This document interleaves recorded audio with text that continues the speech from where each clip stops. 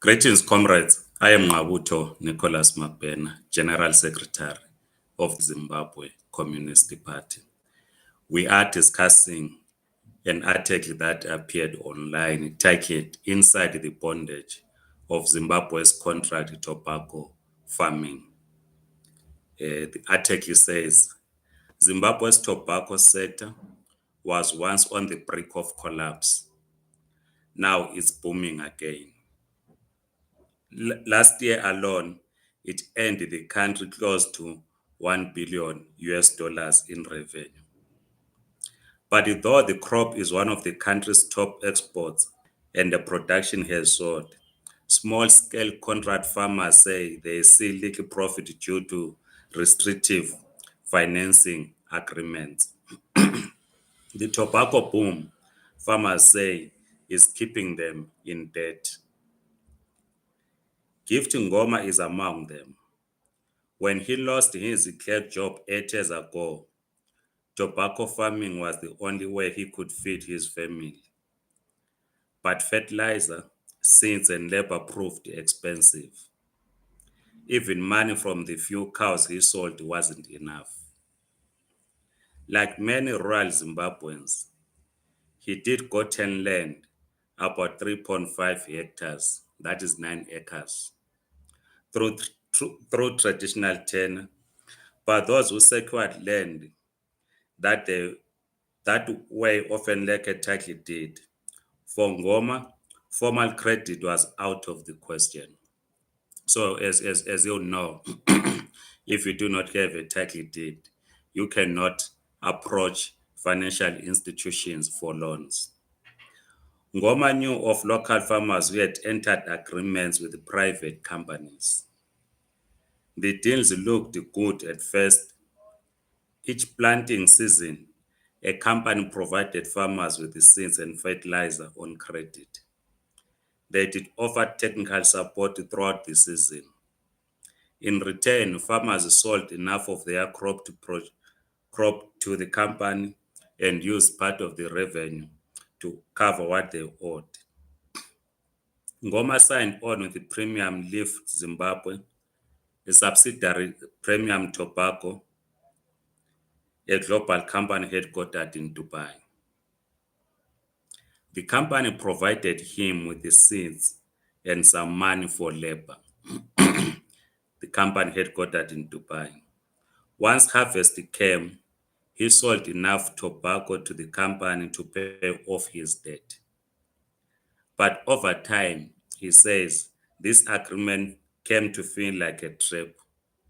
The seeds and other inputs are overpriced, and there is little money left over to find true success as a farmer. The article then looks into what it calls thin rewards. More than 100,000 small-scale tobacco farmers in Zimbabwe have entered into contracts with the tobacco companies, according to data from the Tobacco Industry and Marketing Board, a statutory body that oversees tobacco production in the country. The contracts heavily financed by companies such as British American Tobacco and Tianjin China Tobacco now support over 95% of Zimbabwe's tobacco production. That production has rebounded from just 44 million kilograms in 2006 to 232 million kilograms in 2024. The industry brings in hundreds of millions of United States dollars each year, and it contributes nearly 10% of Zimbabwe's gross domestic product. It accounts for 30% of all exports and over 50% of agricultural exports. In 2024, Zimbabwe was the world's third largest exporter of raw tobacco, accounting for 10% of global exports, behind Brazil and India. And we ask this question: why are we as Zimbabwe exporting raw tobacco as opposed to processing it inside Zimbabwe? But smallholding farmers don't feel that success. In December 2024, the government announced the plans to issue title deeds to beneficiaries of the land reform program, which would give farmers a chance to use their land as collateral and rely less on contract farming. But for now, many still rely on tobacco contracts. Ngoma is quoted as saying, "We are in a cycle of oppression. There is poverty in contract farming. It's as if we are laborers on our farms." That's what Ngoma says. When Global Press visited, the journalist reached out to Premium Leave Zimbabwe for comment. They said it was the company's policy to protect the privacy of their farmers and the operational integrity.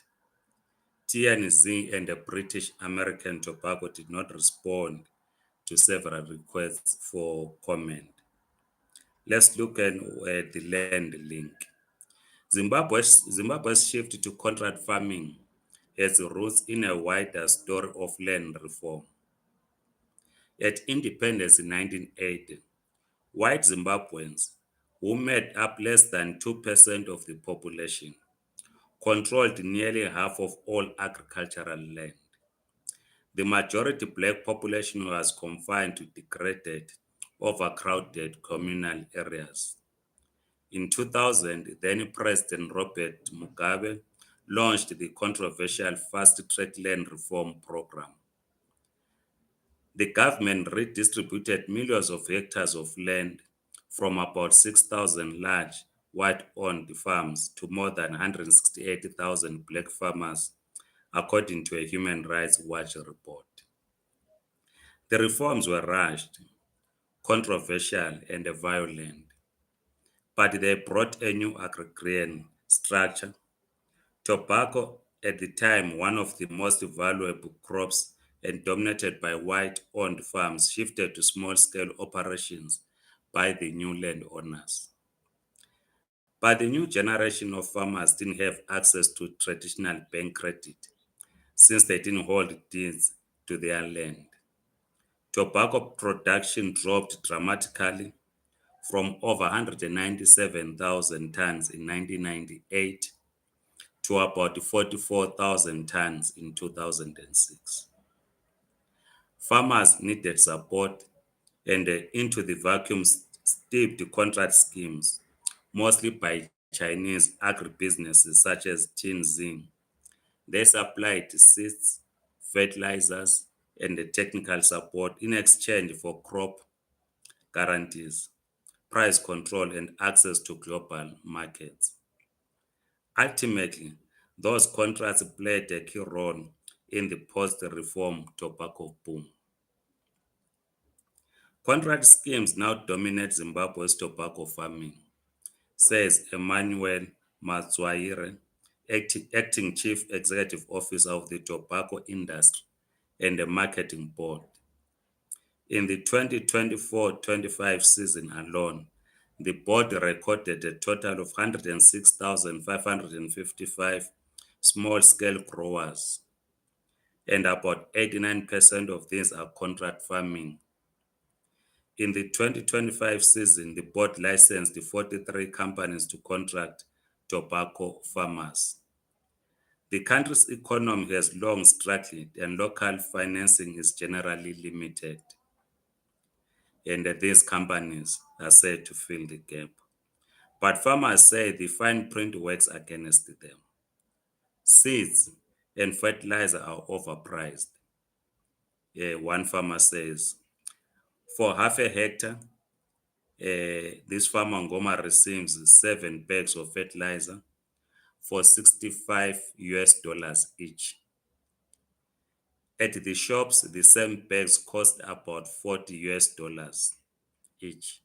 So because many farmers do not have ready available cash to buy directly from shops, so they have to rely on private companies to provide fertilizer and the other inputs, even if it means paying more when harvesting comes.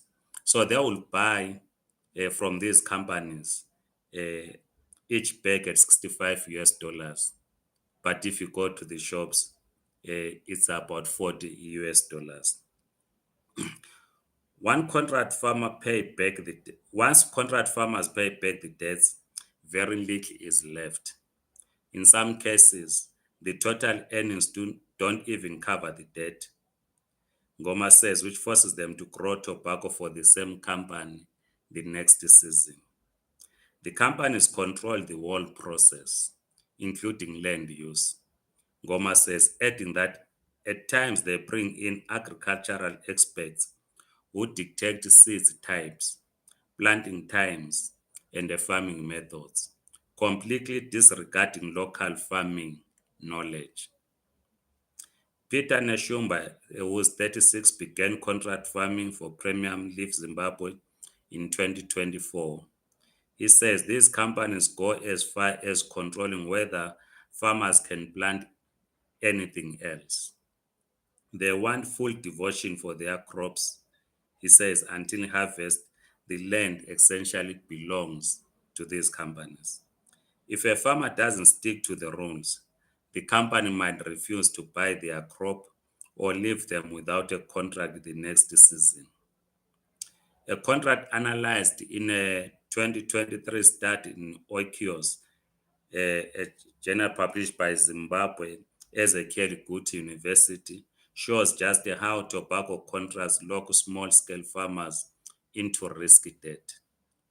The 2019-2020 TNZ contract required farmers to repay loans before seeing any profit, even requiring some to put their property on the line as collateral. These agreements undermine Zimbabwe's land reforms, says George Seremo, the president of the Zimbabwe Tobacco Growers Association. The reforms were meant to redress colonial imbalances, but contract farming introduces new vulnerabilities for small-scale farmers as they cede control of their land to contracting companies. But Nelson Marongwe, an independent land expert who has researched tobacco farming and land rights, doesn't think so. The contracts are valid, he says, and address a production gap, but it needs to be for a limited period. He says, as there is a risk of farmers losing autonomy and companies abusing their bargaining power. The Tobacco Board is trying to make these arrangements fairer to farmers. Mazwaire says the government is implementing a framework to ensure farmers receive a fair share of profits, receive inputs in time, and aren't burdened with overpriced or substandard inputs. The framework will also set a minimum input package for farmers. Mazwaire adds that this farming season, the Reserve Bank of Zimbabwe has mandated that tobacco farmers retain 70% of their earnings in US dollars to protect them from exchange rate losers. But Ngoma says other issues like land control and alternative financing methods still need to be addressed. One solution, Marongwe, the land expert says, is to secure rural land rights for all farmers, which will expand access to other financing options. Zeremo says farmers need fairer terms, but the solution is not to abandon contract farming, since the country needs the foreign investment. Despite the challenges, Neshumba plans to keep contract farming. He doesn't have financing alternatives. When he started, he hoped for better returns. Then he is quoted as saying, "Now that I'm in it, I feel used." That's the article. You might have benefited from land reform in Zimbabwe. You might be a tobacco farmer. Kindly share your views with us on what you are experiencing. You might be in the diaspora. Your family is into tobacco farming. Kindly share those views with us. Please like this video If you are new, kindly subscribe to this YouTube channel.